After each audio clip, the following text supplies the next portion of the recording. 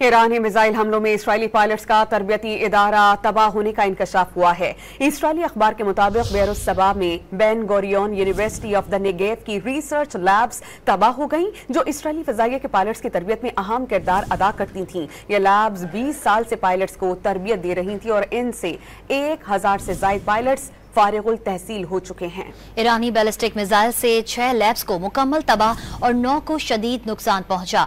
Times of Israel के मुताबिक हमलों के बायस टेक्नोलॉजी के कई तहकीकी मंसूबों पर बरसों का काम खत्म हो गया। लैब्स के नुकसानात का तखमीना करोड़ों शेकल्स हैं। ईरानी हमलों में हैफा, तल अबीब और बेर अल सबा में 4 टेक्नोलॉजी इदारे मलबे का ढेर बन गए।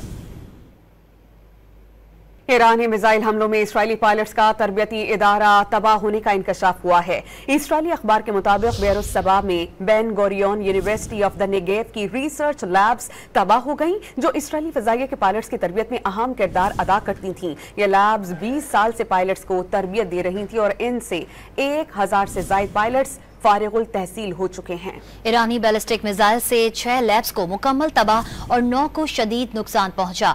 टाइम्स ऑफ इसराइल के मुताबिक हमलों के बायस टेक्नोलॉजी के कई तहकीकी मंसूबों पर बरसों का काम खत्म हो गया। लैब्स के नुकसानात का तखमीना करोड़ों शेकल्स हैं। ईरानी हमलों में हैफा, तल अबीब और बेर अल सबा में 4 टेक्नोलॉजी इदारे मलबे का ढेर बन गए।